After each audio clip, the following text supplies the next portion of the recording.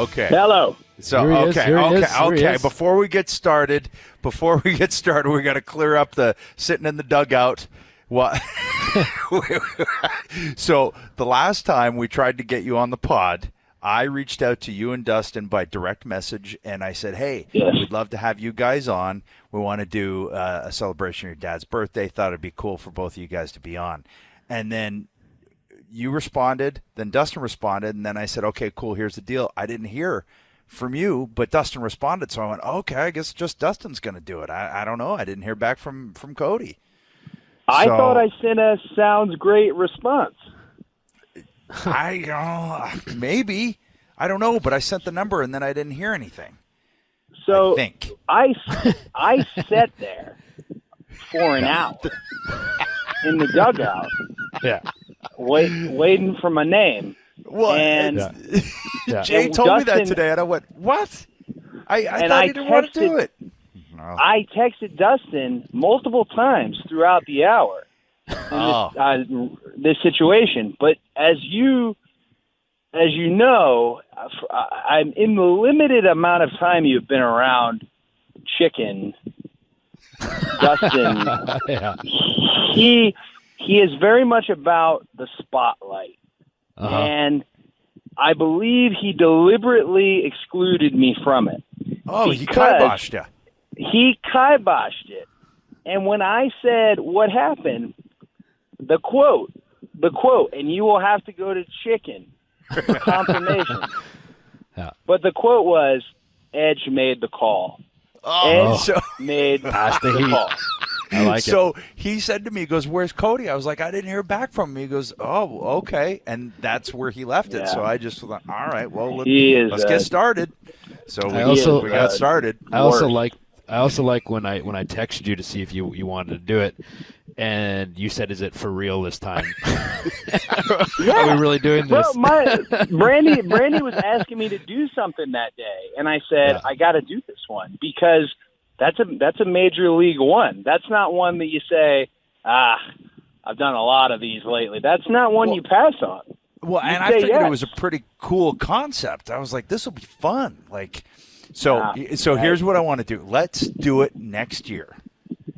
Okay. On your dad's birthday, let's sit down and let's just all of us talk about the American dream. Yeah. Let's leave Dustin out. Yeah. Right? I also like that when I sent you the call-in number for this, and then I said call in like 5 minutes, and then like 10 minutes pass. And we're sitting here going, oh, he's getting us back now. He's not going to call. And no.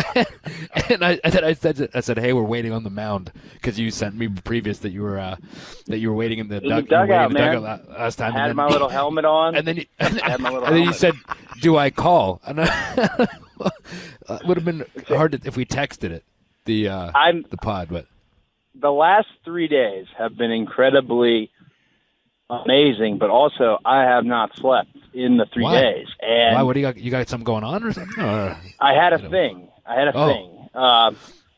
in the process of excitement / oh my God, we need this, we need that. Oh my God, we forgot insurance. How much is that? The excitement of all of this, I have been pretty remiss in all of my functions. Ooh, I forgot my wife's.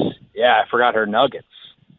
She ordered some nuggets yesterday because she's on, the mend with the broken collarbone. I forgot. Oh, yeah. Huh. Oh, God. Laid into me. And you forgot the nuggets, man. You can't forget the nuggets or any other type of food when you got a woman on the mend. You can't. Yeah, no. It's a rookie mistake. Real. Yeah, it's a rookie move, but you did have a little bit on your plate. Congrats with everything. I mean, we texted a little bit the other day, and I did offer. It looks like you didn't need my help with my offer. I told the Bucks about that offer, and that's before that, the sellout. Yeah. I almost activated you. Really? I almost was like, hey, Mike, I did not think it was going to sell out. I mean, like the character, and I'm fairly confident, but this is also first time promoter. I understand the concepts of like, let me lay out this card and what I think would be cool and what I think fans would want to see. But the other stuff is really just wild in terms of the amount of things you have to cover and whatnot. And I projected low. I thought 4,000 for the first month. And then after that, we'd roll matches out and we'd push our sponsors. We have a budget for advertising. We didn't touch that budget. So now we can buy some fireworks or something, you know? I don't know, man. So you don't have to have two guys stand there with Roman candles or something and just... Yeah, like the really weak, like cryo pyro. Really, like we wanted to like up it. And now we have that open in the budget. I'm sure by the time I get off the call with you, the Bucks will have got something else that costs money because they're big. Spend it now, make more later. Big on that. And I like that philosophy. But hey, you know, at some point we gotta finalize this all. But yeah, it's been a great couple days. I'm very excited that it sold out in the time it did, and everything just really. I'm flattered by it, and I'm motivated by it as well. We really want to make it. You paid us, you know, we want to make this something incredibly special. It may only ever happen this one time, you know, there may only be one all in. So we got to make it good. Well, and talk about it a little bit, because like, when did all of this kind of start to sprout in your brains? Like when did this idea actually become, oh wait, this can be a reality? Like when did the seed, when was that, you know, planted?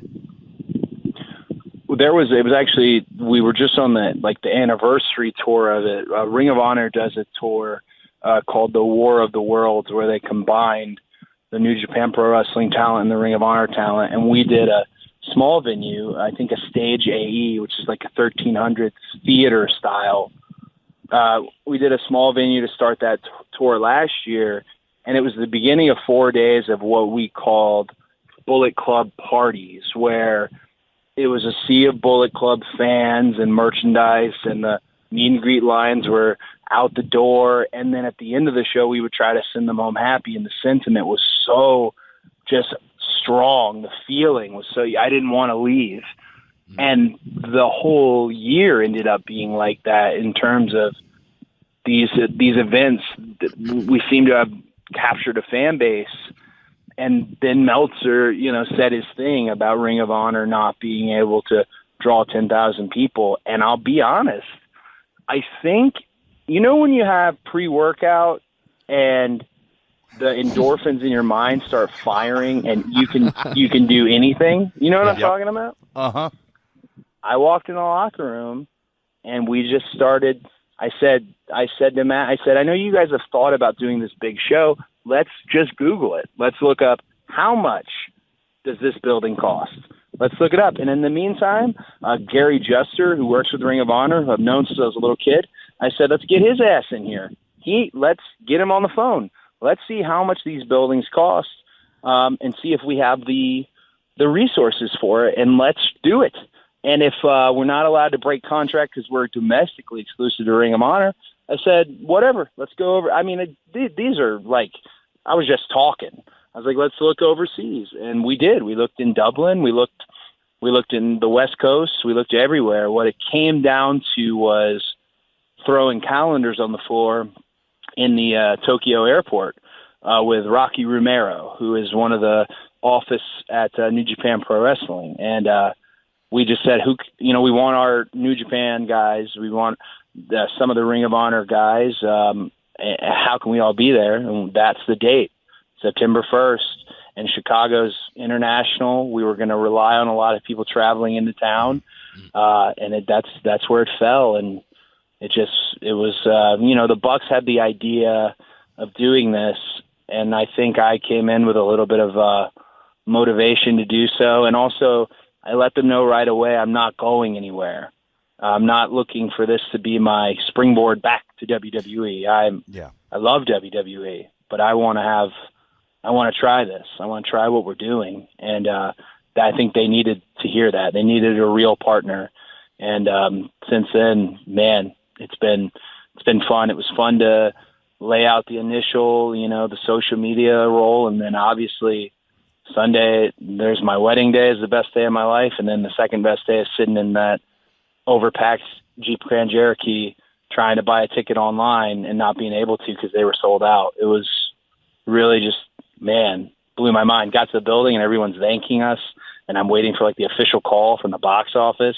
Just a crazy moment, really crazy.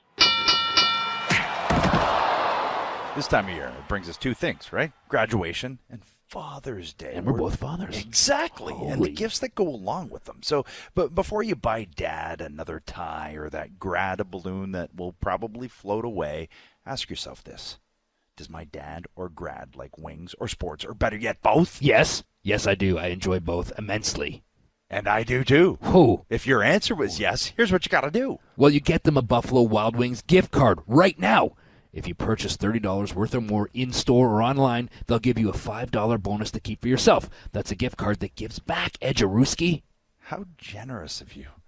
Buffalo Wild Wings. Wings, beer, sports. Terms and conditions apply.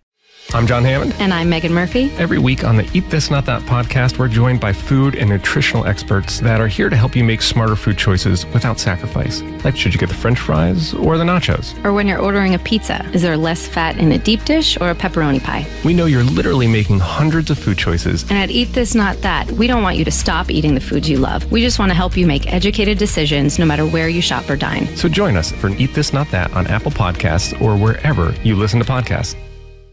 What up, everybody? This is CJ McCollum from the Portland Trail Blazers. And here's a little taste of what we talked about on this week's Pull Up Podcast.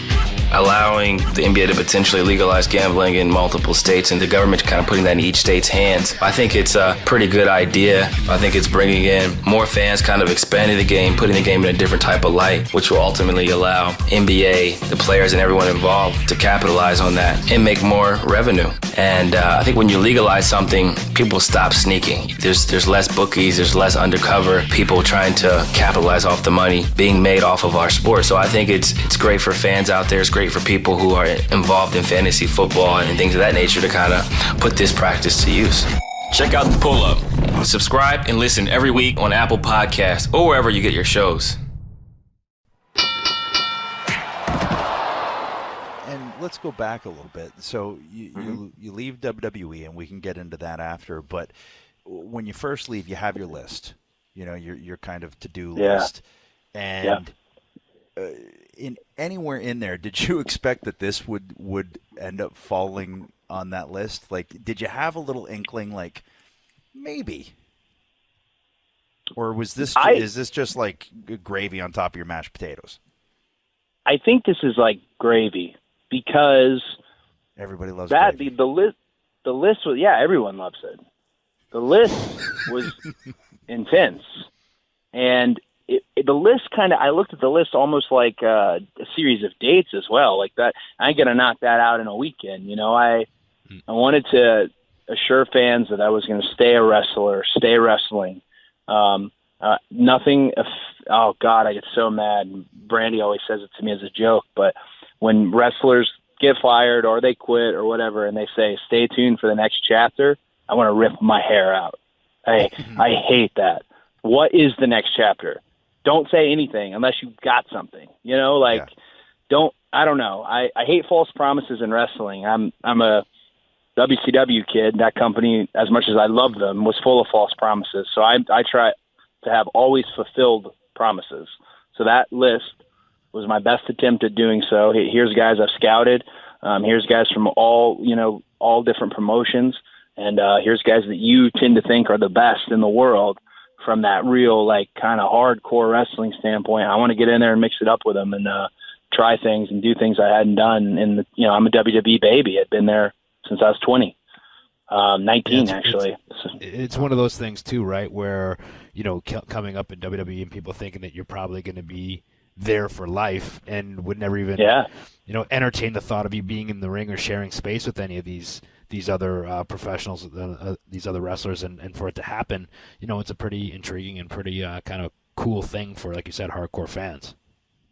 Yeah, I'm glad folks enjoyed it.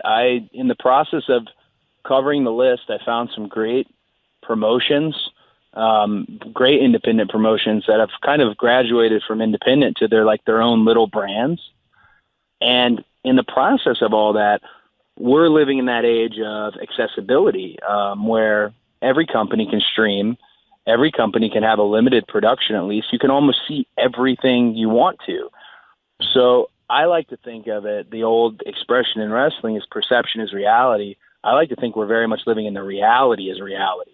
You can't say I'm the biggest wrestler in the world anymore unless you're literally the biggest. Now people can see. They can go everywhere. And NXT is to some degree to blame for that because they basically took and cherry-picked these independents for the absolute best and polished them up, and they've got a kick-ass show too. But I had no clue that I would add to the list promoter for one event, and I'm real glad that I hooked up with the Bucks, and the Bullet Club has really added a coat of paint to my body of work, and man, just good times, man, good times.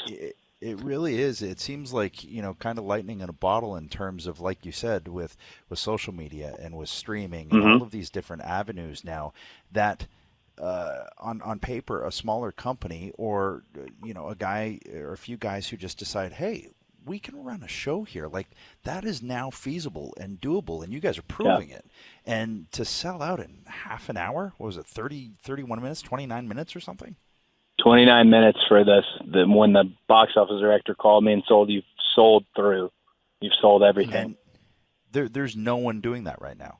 WWE is not selling out in 29 minutes. They're not, maybe if they did WrestleMania in a 10,000 seat venue, but I mean, yeah, right. It's not happening right now. Like you said, you can have, a 1,300 seat venue, things like that.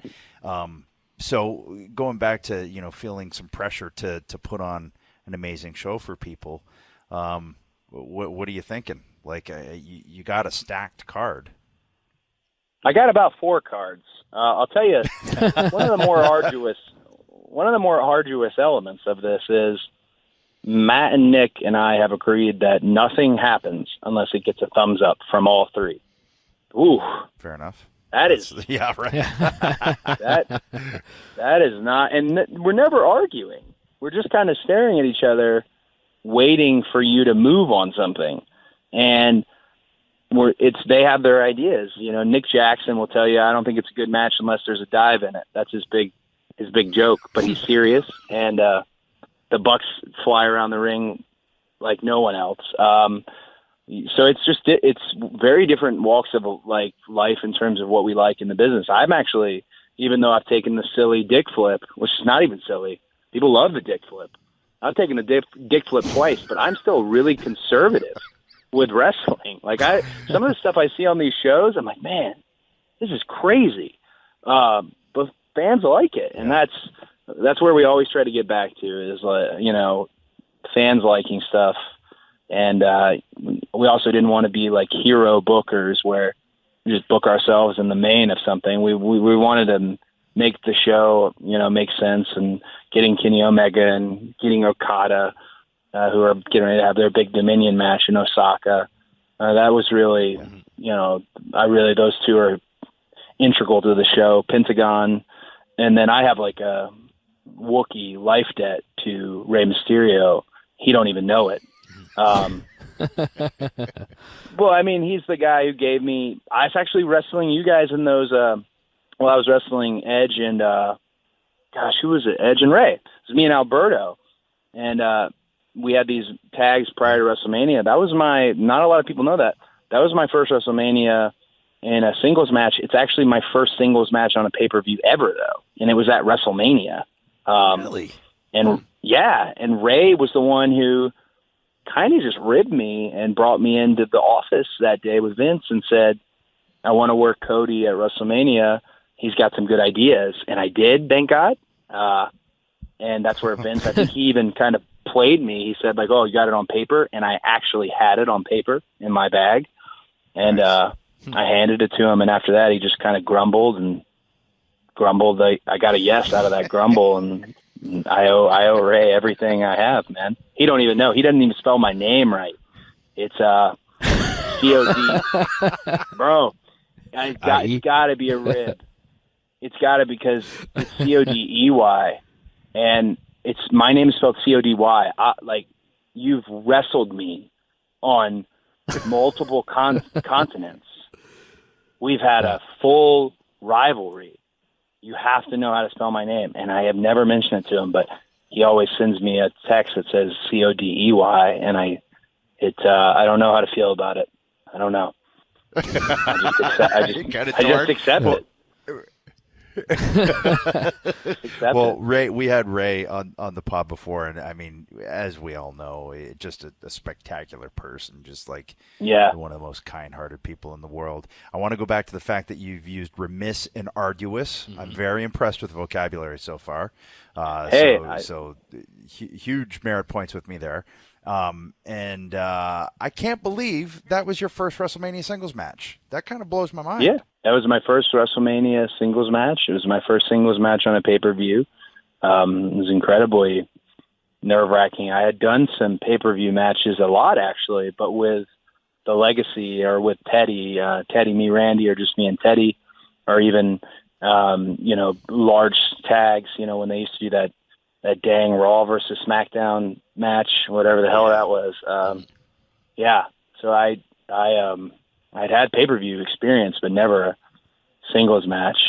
And I would like to thank you for complimenting my vernacular. I try very hard to maintain an astute, vocabulary. I learned that from Nick Bockwinkel. Astute. He's the man. Especially when you wear a suit when you wear a suit everywhere, you kind of have to back it up with that, right? Right? Yeah, you got to kind of lie to him, say some fancy stuff.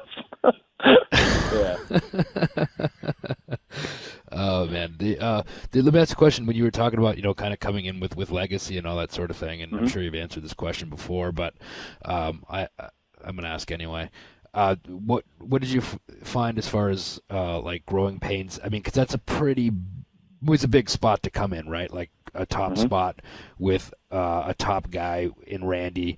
And then obviously like that kind of stuff doesn't last forever. You ultimately end up going your own way. What were the kind of growing pains, or what were the things you kind of figured out when you split off from that, and what were some of the lessons you learned trying to find your way on your own? Well, one thing I consistently learned with WWE, I'm sure I know you both figured this out over and over again, is you think you were working hard, and then you enter something new, you fill that block, and you're like, gosh, I'm covering this every second of every day. Like, that company, you always find out you could be working harder, I guess, if that makes any sense. Mm-hmm. There's always this graduated level that you're working at. And with the Legacy particularly, I was the ugly duckling. I had a great spot, but I was the fall guy. Teddy was positioned to do, kind of be the next Randy. Randy was the man. And I'll tell you, if it had not been for Randy, I wouldn't have been in the triple threat at the WrestleMania in Phoenix. That was just supposed to be Teddy versus Randy, and they added me to it because Randy thought I deserved it. Or at least that's what he told me. Now that I say this out loud, I feel like maybe it was always a triple threat. And, oh, man. I'm saying it out loud feeling so stupid. Like, here's a deep voice, like just his lies. Anyway, I knew that I had to I knew that I had to supersede Teddy in terms of I had to really they put me on SmackDown. They weren't expecting much, but they definitely didn't set me up to fail. I started the dashing Cody Rhodes stuff, and during that period, I really I learned that I had to work a whole nother degree harder to compete with. It became a matter of there's this kind of pivotal moment where I stopped competing with my peers like Ziggler and Miz and DiBiase and Swagger, all those. There came a moment where I stopped competing with them. We did a South America tour, and after the show, Teddy got real drunk on the bus. Well, many guys get real drunk on the bus, and I loved Teddy, but I was really jealous of him, just incredibly jealous of him. And he came into catering, and he was so drunk, like only one eye was open, and he's kind of just like slurring his words, and he approached the piano, and this is like a really nice piano in like the middle of South America on this like balcony overlooking the water and all this. And he like flipped the piano lid up real hard. And I was like, oh no, this is going to be a mess. And he sat down and with one eye, he started playing. And he starts playing some of the most beautiful music I've ever heard from a piano. And he's just smashed, just destroyed. And I actually remember I told someone at the table, I said, you know what? I'm done competing with him. I'm done. I'm just going to compete with myself. Because I had, when you're a Hall of Famer's kid, when you don't have to work hard to get the gig, it becomes a matter of once you get the gig, you have to work incredibly hard to even get in the, to get in your own discussion. Half the time my discussion, I saw an article today about a podcast I just did. They didn't even use a picture of me. They had a picture of Dusty. I'm not Dusty. Like I get it though. And Dustin don't help because he got really over. Taking me off podcasts and stuff. Well, so it's tough. It's an interesting challenge. It really is, and we've talked to Natty about it. In that, it might be an easier way to get looked at because of your lineage. But then, once you're in, then you have more pressure than guys like Jay and I. We could go under the radar and kind of learn our craft and earn our, There's no expectations to live up to, right? And not to mention, they're pretty lofty when you're talking about a guy like Dusty Rhodes. That's a little different than, just your average. You can't say average run-of-the-mill wrestler because that's not true either, because it takes a special individual to do what we do. But he's revered as one of the greatest ever, and those are large shoes to fill. Yes, but what I appreciate about what you've done is you've gone your own way. You really have. You talked about dashing and then, turning it into, the mask and wearing that and all the different incarnations that you've had. I think, too, I didn't mean to cut you off, but I think, too, that anything that you've done, especially those things that Adam just said, you've always owned them, so to speak. You didn't just be like, oh, okay, this is what I'm doing now. You always put maximum effort. You always almost like a character actor. You became that. You wore a damn mustache for a long time, man. That was a commitment there. I loved how it looked on TV. I was so sad when I'd see it just in the morning in my real life. And people just are get on a plane and stuff. Yeah, well, that's what you get paid. I always thought that would kind of be, because stuff was clicking, like Dash and Cody Rhodes clicked and the mask clicked more, but it wasn't clicking to the level of holy smokes, he's going to win Money in the Bank and he's our next guy. It was clicking to a degree. Mm-hmm. So after a while I started to think, especially around the Stardust period, I started to think maybe this is going to be my thing, is that when I finally get super where I want to get, when I finally win, I'm going to be a combination of all these things. Because I really did like to commit. I try to think, and this is going to sound really goody two-shoes, but I try to think wrestling is way more fair than people think. Really hard-working people get rewarded a great deal of the time. I am sure you guys have shared the locker room with people that social media will always tell you are underrated, or, gosh, I wish they'd give this guy an opportunity. Some of those guys aren't underrated. Some of them are lazy and phone the live events in and just, you know what I'm like? I'm sure you've seen it 100 times. Not everybody can do what you both did. Not everyone who didn't get there because somebody held them down. Sometimes people are just lazy. And, I always like to commit to the bits I got. I committed to Stardust because it was so ridiculous that it felt like if you didn't commit to it, it was even more sad. Yeah. You had to really commit to it and own it. Otherwise, you could see Cody in it. You could see it, and that was sad. Versus, when the lights are up, that's Stardust, And that was a lot of kids come to these independent shows, and they have their Stardust figures in their gloves, and they have no clue I did anything else. And, hey, what are you going to do? I'm glad they liked something.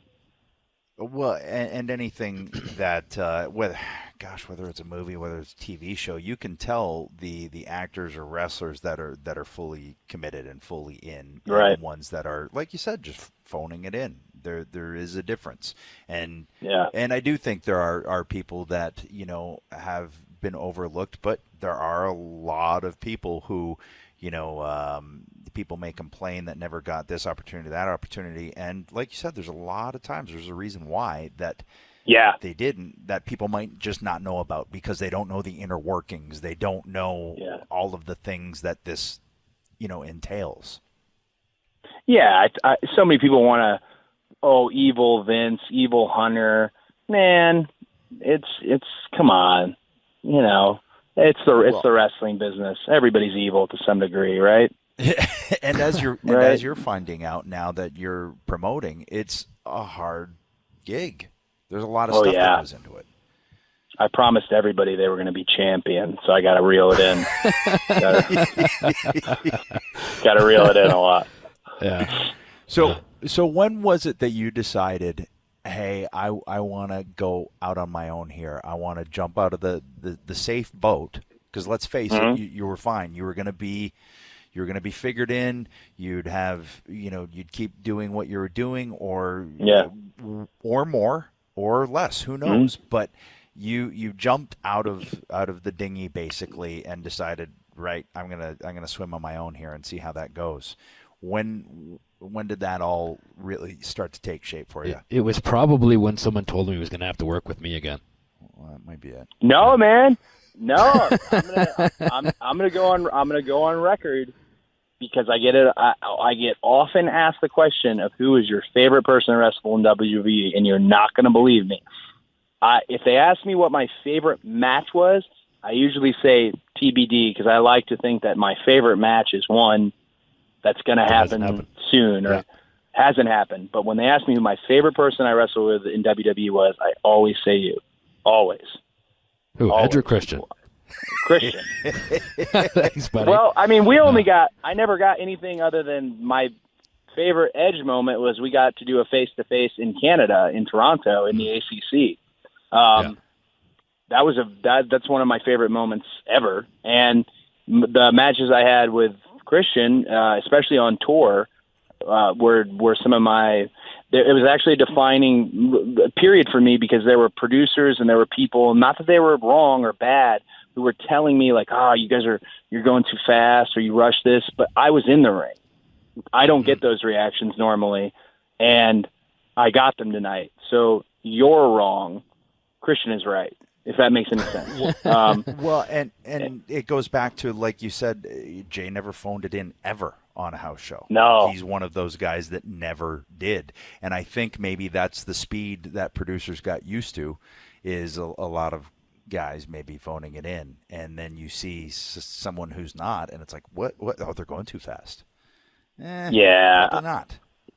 Yeah, no, I think that was the right. It all goes along with feeling the crowd too, right? Yeah. Like some nights you might go faster than the other one, because that's what that crowd is asking for. You have to know your audience and give them what they want. That's especially on live events when there's very little pressure, as opposed to when you're on TV. But no, we did work a lot, and I loved that too. And I remember we had a little funny story in Ottawa when you did like an article, and I remember you said something about like 90s guys or something like that, and I called you on it in the locker room or something, and you really thought I was mad.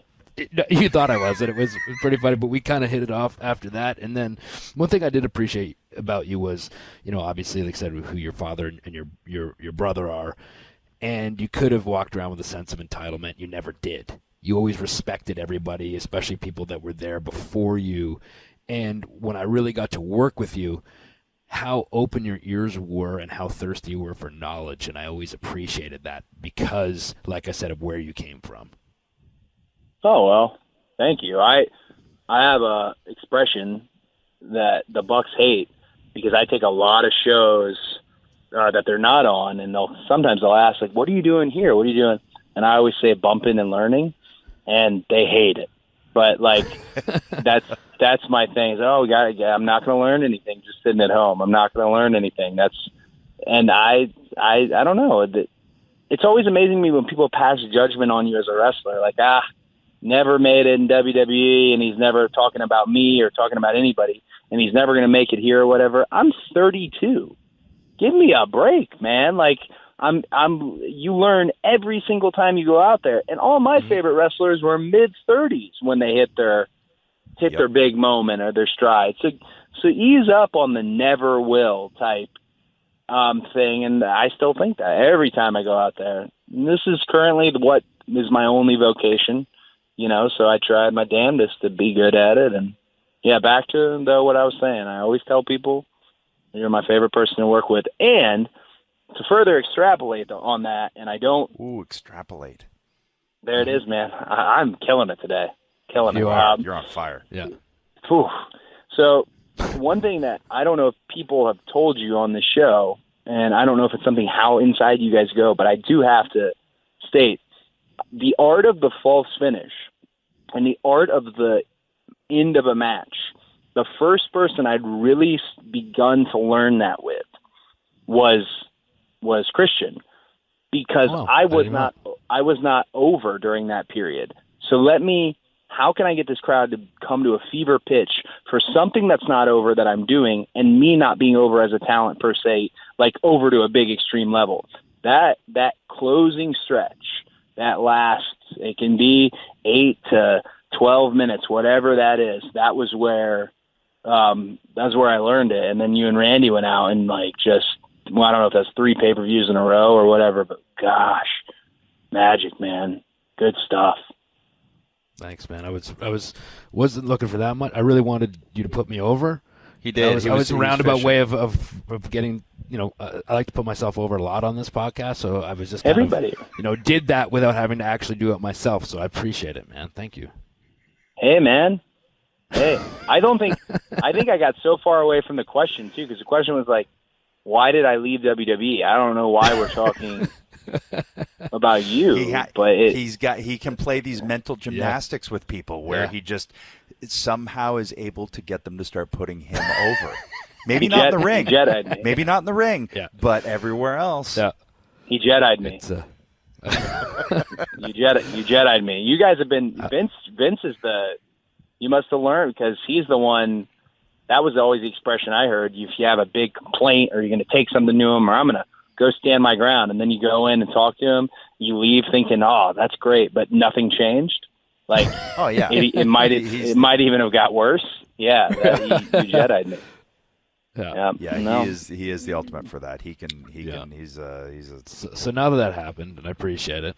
I guess we could talk about your decision to. Well, I mean, now we can get back to the question. Yeah. Leaving was really difficult, but it was also the easiest decision I'd ever made. It was difficult because I had a family, 19 years old. I go to OVW, and I have my friends, and, I have little Zack Ryder, who he's still there. And I have Dustin, who the dynamic with Dustin and I is unique because he's older, but somehow I adopted the older brother element of it. So I got family there, and I got Arn is a huge part. I mean, all these people, whatever. And that was hard to not tell them, because this was a decision I had to make. And everybody was being receptive. I wanted to go back to being Cody Rhodes. Vince was being receptive to it. Hunter was being receptive to it.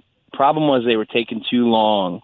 And my dad had just, he had been a minute, but he had passed away, and there was some inner turmoil. And when you have that inner turmoil, the last thing you want is turmoil at work, I think. And I just couldn't handle it. It was sad. It was sad to put on that suit.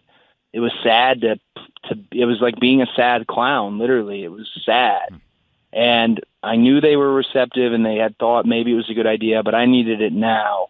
And it just came to, I'm going to leave. You guys don't get to fire me, but you also don't get to fix me. I'm going to go out, and I'm going to fix myself.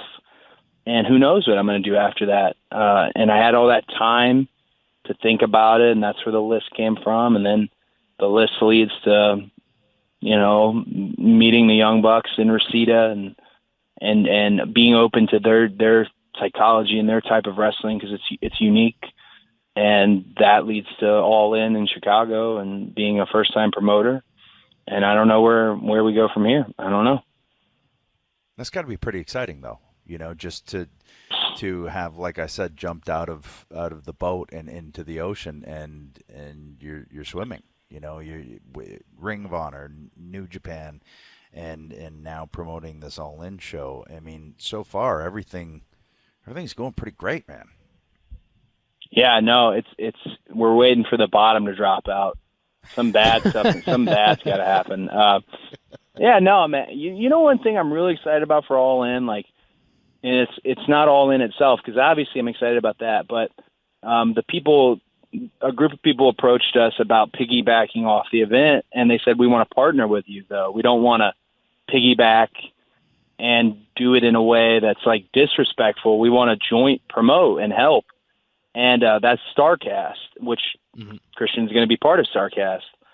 And they've given us so much freedom in terms of, hey, we'd like to do this here. We're doing a weigh-in, an all-in weigh-in, which I'm sure Talent's going to be stoked about when I tell them you have to legit weigh in. I'm sure that's going to be just a myriad of text messages. But yeah, I didn't think about it when I put the graphic out, especially the girls' matches. Whatever. We'll cross that bridge when we get there. Maybe nobody weighs in. Who knows? But, yeah, they've been so great about bringing in the legends, bringing in the podcast groups, bringing in the young just the vendors, everything. And they've let me have a say in all of it. And, it's so cool to see folks that helped my dad in any way. It's so cool, or even if they were just loyal to my dad, because I'm still his son. At the end of the day, you always remember those people. It's so cool to be able to basically give them a payday. I know that sounds weird, but to help them in any way, and that to me, I'm pumped. I'm pumped for the whole Thursday through Sunday. Absolutely going to be madness. I was talking about doing this kind of a spoiler, but we were talking about doing a big tailgate in the parking lot today, where we're going to do not a Royal Rumble, but a battle royal called All Out. I kind of spoiled it already. So if it doesn't happen, I'm so sorry, but it probably will happen because I said it. So now I got to will it to existence. But yeah, we were talking about doing some wild stuff with the event, and there's so many cool people there. If you think we suck, that's cool. There's somebody you got to know, you got to love at StarCast. And they're selling tickets. They're burning tickets up. So it's just cool, man. I think fans are going to really, really enjoy the 4 days. And so go back to that a little bit and how people that worked with your dad are now working with you, and I don't know. This is such an interesting industry in that it really is kind of that whole, cyclical kind of giving back thing.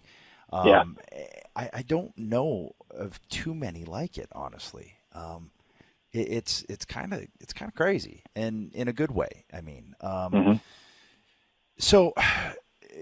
When are you going to finally, do you think, kind of sit back and decompress from all of this? Are you going to take a break after this? Do you just need to unwind for a week? Do you not know yet? Or is it right next onto the next plane to Japan?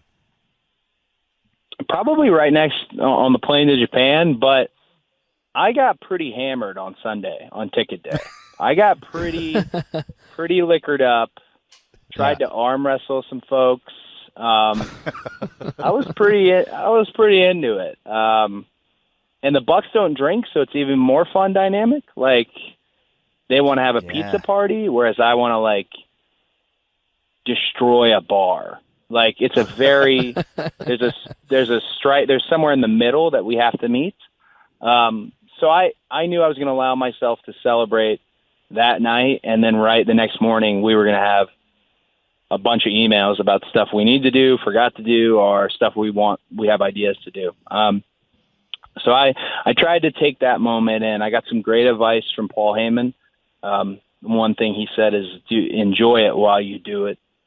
And I'm gonna try my damnedest, because wrestling, this whole thing we do, you never know where somebody's going to be tomorrow. You know, we have this weird family, and being the elite crew with the Bucks and everything, we've become a family, but you never know if somebody goes to WWE or if somebody retires, or hell, you don't know. If somebody gets a movie, who knows? So we have this moment and we have this thing, this all in, and we just got to enjoy it while we do it. And I think it's really going to be great. I think people are going to I hope they love it.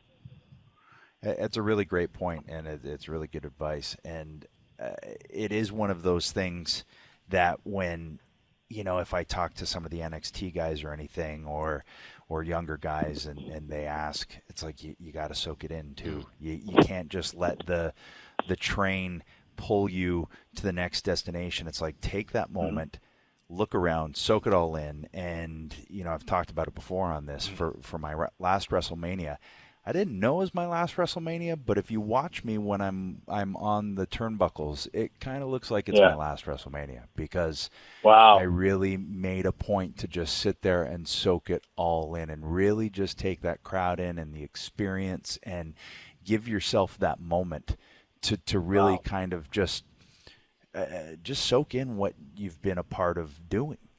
Yeah, and then you saw me behind him when you had that look saying, would you just fucking retire so I can have your spot? I have a funny story about this. Is Atlanta, correct? Yeah. Yeah. Okay, so I'm the match after that match, right? Wow. And it was you, Alberto, correct? Yes. Yeah. And you smashed the car. Yep. So I'm the match after you guys, and you have this outstanding match, and it's all wonderful, and you're up there smashing the car. And I don't know what the hell was going on, but they start screaming at me to go, right? You've cleared, and I've barely seen the car clear, but there is all this glass on the hill that I walked up, and it's all over my boots. And I thought, I'm going to rip the canvas, and I'm going to cut Ray, and I'm going to be fired, and how do I get this off my boots? It was crunching beneath my feet as I walk up there for that instrumental Smoke and Mirrors that was playing for that WrestleMania. So the car scared me to death. Scared me. It ended up, I didn't track any glass in the ring, but Michael Hayes just starts screaming at me, and I think he was wrong. I don't think I was supposed to go yet. They were probably supposed to clean something up first, but yeah.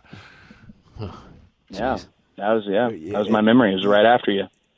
That car was a beast, and they just said smash it up. So all right, well, I guess I'll just start smashing it up and dropping elbows on it. The thing was like a 1983, I don't know, Rolls Royce or something. It was like a tank. It was brutal. So I apologize that you had to walk through glass before you were ready in your first singles pay-per-view. No, man, I wanted everything to go wrong. I wanted it all. Ray couldn't get his little Captain America gloves off. It was just a treat. It was just a lesson. Just a lesson, man. I was glad. I was just happy to be part of it. It was really cool to follow you guys and be on that show, and man, and that was Atlanta too, so it was fun. Yeah. Let me ask another question, and kind of going back to your decision to venture off and try new things. When you decided to go to Ring of Honor, how's the experience there been, and also how to feel when you had a chance to be their world champion? So the first Ring of Honor show I had was in Hammerstein Ballroom, and I've never wrestled in Hammerstein. And I walked in, and Gary Juster, who I've known since I was a child, is their market rep / legal department. And he handed me a check. I've never even had a match. I've never taken a bump in your ring. Handed me a check, and something about that familiarity, also that check being handed me, everything they've done since for me has been, they've been firing on all cylinders. They had a 30% gross increase in their company through the year in terms of houses and dollars. Like they had a great year.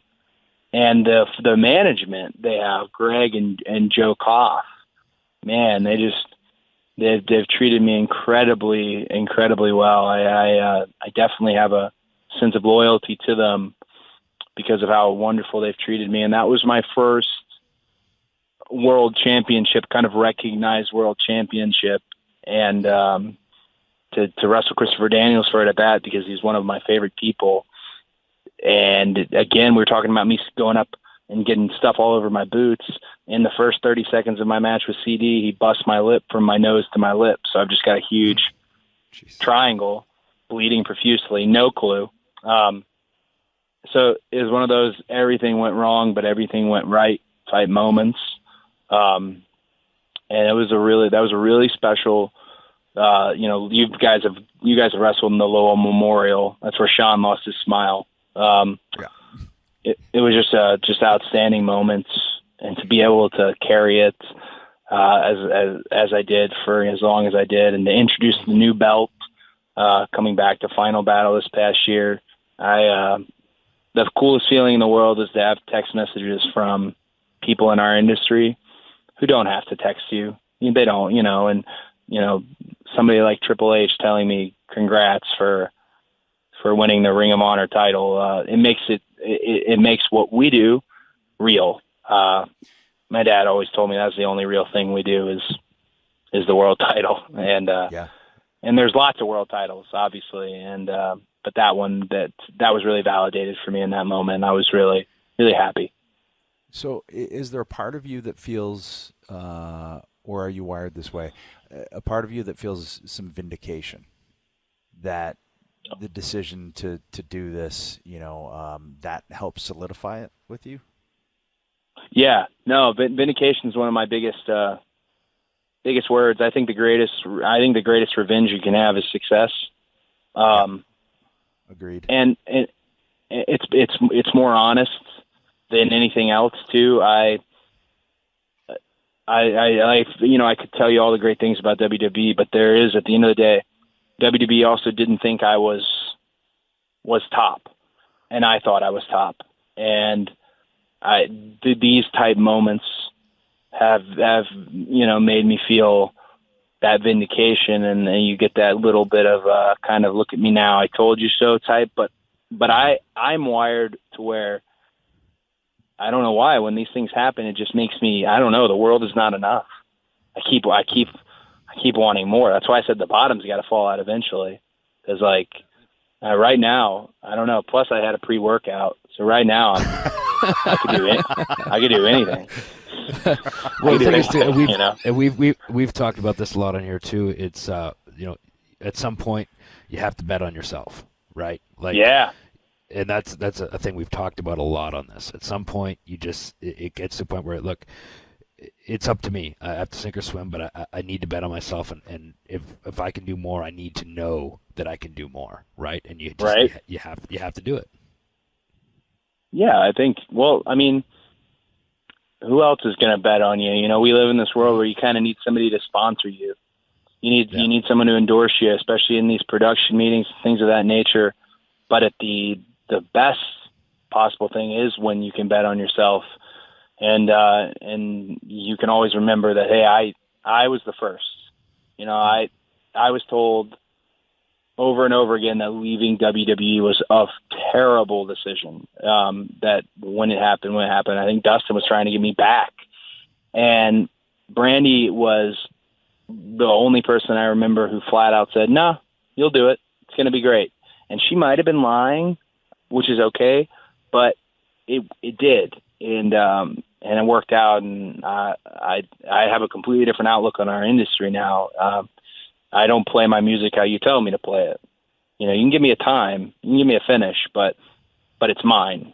It's mine to play. If you think it sucks, let me know. Yeah, I'm open to suggestion, but you're not going to go out and tell me how to play my music. I'm going to play it how I want to play it, and I'm going to learn good, bad, or indifferent if I played right, Yeah.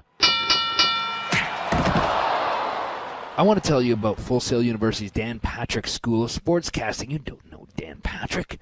I know him. Yeah, you do. I've seen him. I've heard him. Sportscaster. He's a handsome man. He is. You know him from The Dan Patrick Show, Sunday Night Football, the Olympics, and Sports Center.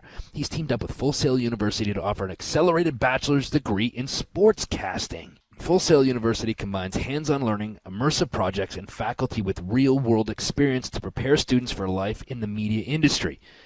And for the Dan Patrick School of Sportscasting, they brought in some of the sports media's best to be part of the program. Longtime ESPN producer and multi-Emmy winner Gus Ramsey, who I can attest who is a great guy. He knows his stuff. He worked on the Edge and Christian show with us. Well, he's heading up the program. And sportscasting pros such as Sage Steele, Jay Harris, Bill Simmons, and many more are involved. Students will learn sportscasting inside and out, on camera, behind the camera, podcasting, radio, interviewing, and everything in between. At Full Sail University's Dan Patrick School of Sportscasting, you can earn a bachelor's degree in about half the time, as short as 20 months. And you can choose to earn your degree online or on Full Sail's campus in Orlando, Florida. To learn more about Full Sail University's Dan Patrick School of Sportscasting, go to fullsail.edu/awesomeness. I meant to ask you this earlier, too, and I kind of forgot. Like, what was the...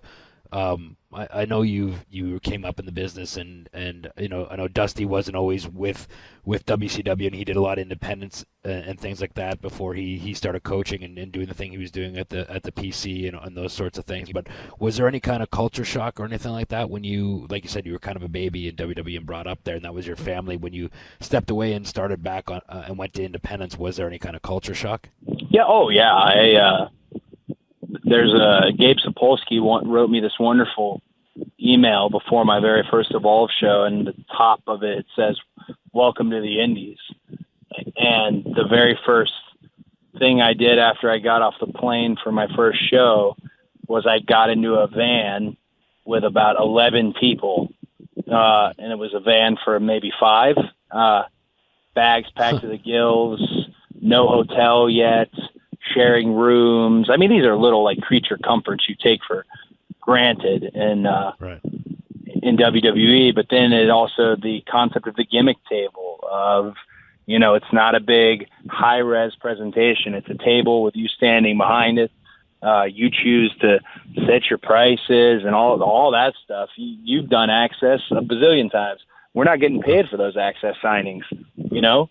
That's just part of the deal with WWE. Whereas in the Indies, there's all this cash exchanging hands. It was just definitely it was a culture shock. But what I've noticed is there's the opportunity for grassroots brand development.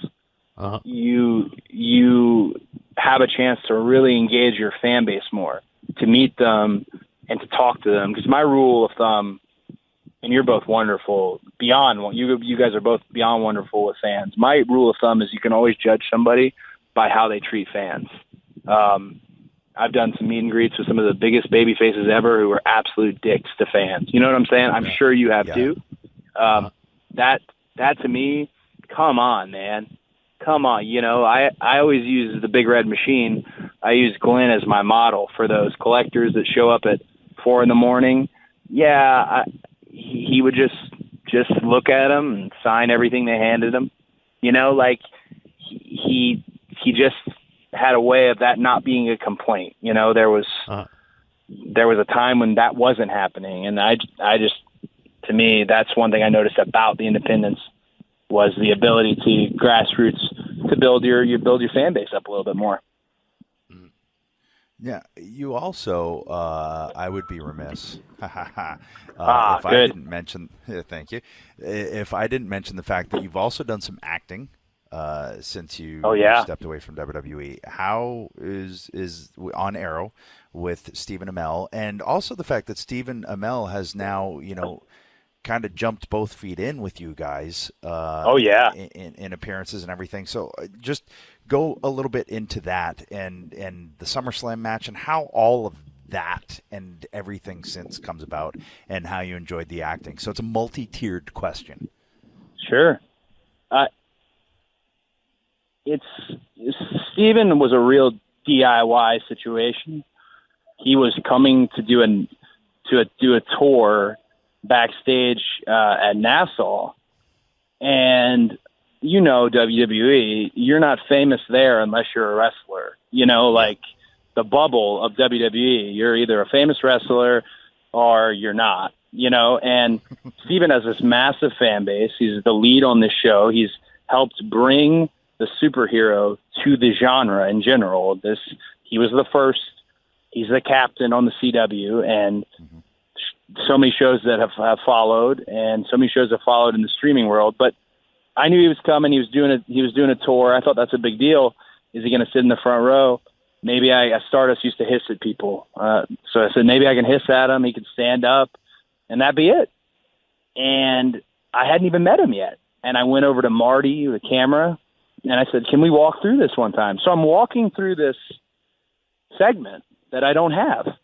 That I have a 4-minute match where I think I was going under 4 minutes and whatever. And I said, this week, because he'd be the perfect foil. Stardust is supposed to be a villain. He'd be like the perfect foil for it. And so I went through it with Marty, and then I met him in catering. I'm in full paint and everything. I just feel like a dick. And he was so cool, and he said, "Oh yeah, I'll do it, but I got an early morning flight, so when are you on?" And I was like, on way later, and I lied. I was like, "Oh, I think like second hour." I was like on the beginning of the third hour. The second hour. It was okay, yeah. But I could tell he was hiding a little bit. He was hiding the fact that he was a massive fan of the business, and he wanted to do this spot. And we did, thank God. I didn't know for sure because I went to Vince at the very last minute and said, hey, I want to do this. He looked at me, and I thought he was about to say no. And he just said, oh, yeah, you can do that thing with the actor. The actor. And the actor. And I went and did it, and I walked out, and Stardust used to walk on the barricade, and I looked, and literally that was how I knew he was there. He was sitting there. I went over and hissed. He stood up. He got a nice little reception from the people before they took the spotlight off him. And I think when he got that reception, it got in his blood, just like it gets in anybody's blood. And then he was both feet in. He came to two of the worst live events ever in like the Maritimes. He came to two live events to go over stuff. He only had 2 practices. He was springboarding. Miz can't even do a springboard, he's in there springboarding and landing picture perfect gymnast style right in front of me. He just jumped in and had such a respect and that relationship. We've made wine together with Knocking Point Winery.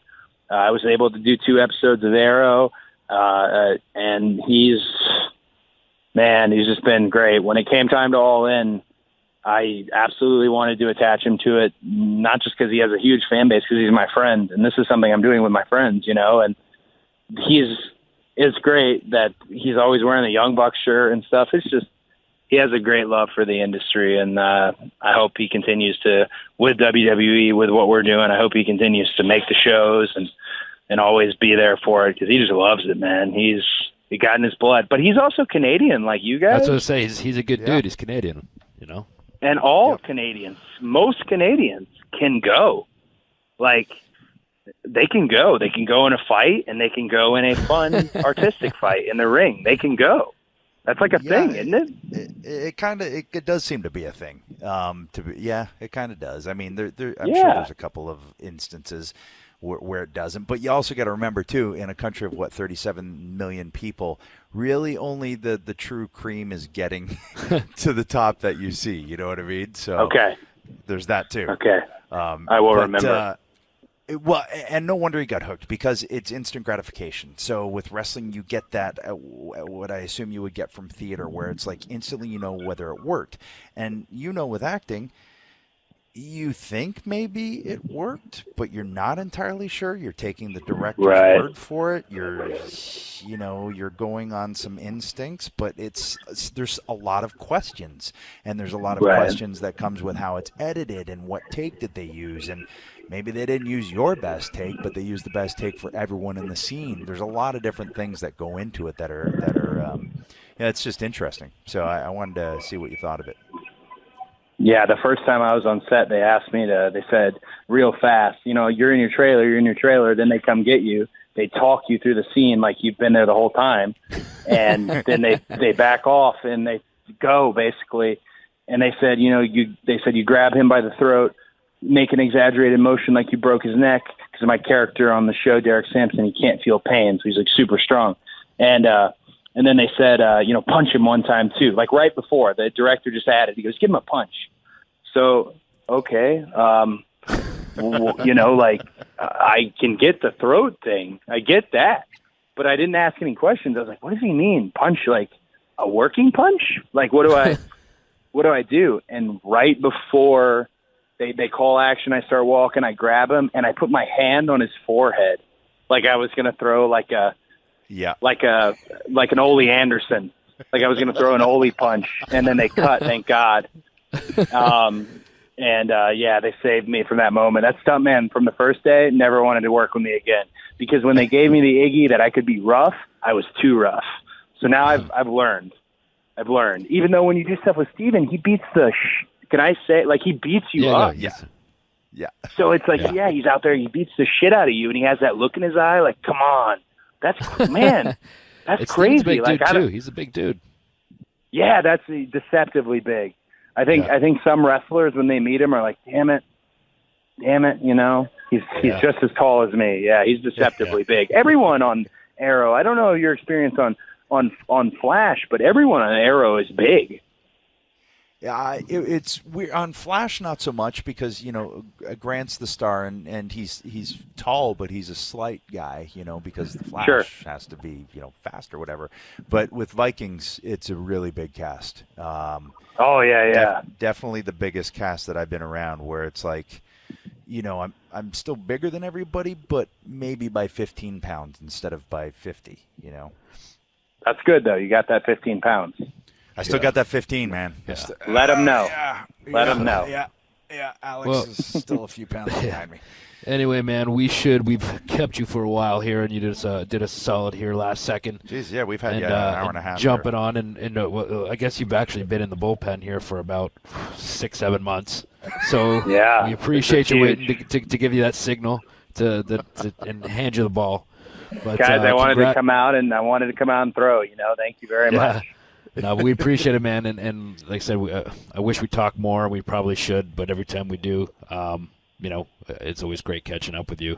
So happy for all your success, and you've always been one of my favorite guys since I met you. And congrats on all the success for the All In show. And taking a huge chance, man, and having it pay off the way that it has. And I mean, it's obviously a huge house, and like just think about how much. You don't never have to worry about being able to afford getting that hair bleached again. You can do it as much as you want. Oh, no. I'll never. No roots ever. It's actually really pricey. I didn't know that. Yeah. Get this. We could have said, hey, here's the information to get your tickets. We don't need to do that because they're already sold out. You can't get them anymore, you marks. Yeah, you fucking marks bought all that shit. Yeah. Well, thank you very much. And I'll see Christian at Starcast. And hell yeah. Yeah. It's a term of endearment on this podcast. Yeah, it's a term of love on this pod. Hey, I love it, man. I love it. Yeah. All right, buddy. So you guys know, I stood in the grocery store because they're about to close, and I have to get groceries. But I was like, I don't want to speed it up. Yeah. Because I've been waiting for this chance to throw. But you're like Mitch Wild Thing Williams. You're finally getting your shot. Yeah. So now I can't screw it up. So they almost closed on me. But it is 20-10 where we are. So you might have 20 minutes left where you are. I think, right? So we better. I got it. All right, buddy. Good catching up, man. Again, congrats, and we'll catch up soon. Congrats to you guys, and thank you very, very much. I'll talk to you soon. All right. See you, buddy. Well, that was a great conversation. Yeah. What a well-spoken young chap. Yes. And I like the fact that real quickly before we started into our outro here that Megamat said that he didn't realize he's the same age as Cody and feels like he has accomplished nothing in his life. That's not true, Matt. Mega Matt, you are the producer for the E&C Pod of Awesomeness. That's true. That's got us, and we. So I'm going to take that back. Not everyone has Jay sing to them. Exactly. Yeah. That's right. We've got you, Matt. What you We've got you, Matt. What you want? If ringtones are still cool, that would be it right there. Yeah. A little We mashup. will serenade you all night. Right. Cool, man. Well, no, it was a great conversation. Good dude. Glad, everything's working out for him because he has always been one of those guys that is not afraid of hard work and always has been about putting the work in and to get the results, and it's happening for him. Yeah, it's always strange sometimes to look back. Like, he's a guy that I wrestled a few times in tag team matches, like multi-tag team match scenarios, or like Raw versus SmackDown scenarios. Never really got to like get in there with them, kind of thing. But anyway, it's besides the point of what I was going to bring up is the fact that like they are truly showing that if done properly, a buzz can be built, and this thing, it sold out in 29 minutes. Like that's awesome. Yeah, it's great. It's really cool. Not only for them, but just for the industry as a whole. Right. To see success Yeah, like that can happen. Yeah, for sure. I mean, it just shows the industry is strong. It shows all that around. there can be 82,000 podcasts Right. About wrestling. It shows that I don't know. It just shows that it's still alive and strong, and in a different way than it used to be. It used to be where there was 2 or 3 major companies, and now it really has fractured and become. There's always going to be WWE. There's always going to be the monolith. Right. That's going to be there, and that's understood. But they've even understood to branch out and make an NXT and to do all of these different things. And I don't know. It's just cool. It's a fun time to be a wrestling fan. Yeah, it is. Yeah, for sure. Well, it was good talk, and you want to get it going, is what you're doing. Well, I'm tired. Yeah, because we had a long day shooting. I know you're rolling your little hair there. You're twirling my own hair. Your hair. That's when my I leg know. is crossed. The one that you say when you Instagram last week, except I'm not wearing shoes this time. The old man sit. The old man sit. I think I got to get a picture of this. Another one? Yeah. We'll I think this picture has to happen. I guess I got to twirl my hair too. Right? Twirl your hair. Twirl your little hair. There it is. Wow. That'll happen. I'm going to put that in the Instagram. You can follow that at, I got to approve. Rated R. But wait a minute. Hey, we got to mention the fact that the ENC Pod of Awesomeness has an Instagram now. Yeah, it does. Yeah, it does. Say it. At ENC Pod of Awesomeness? Yeah. And at EC Pod of Awesomeness. Yeah. EC Pod of Awesomeness. And mine is Christian for Peeps, the same as my Twitter, and it's now mine because the person that made it up got me 187,000 followers off the hop. I haven't posted anything yet, but I'm going to pretty soon. I don't believe you got all your followers. I didn't get any. That's bullshit.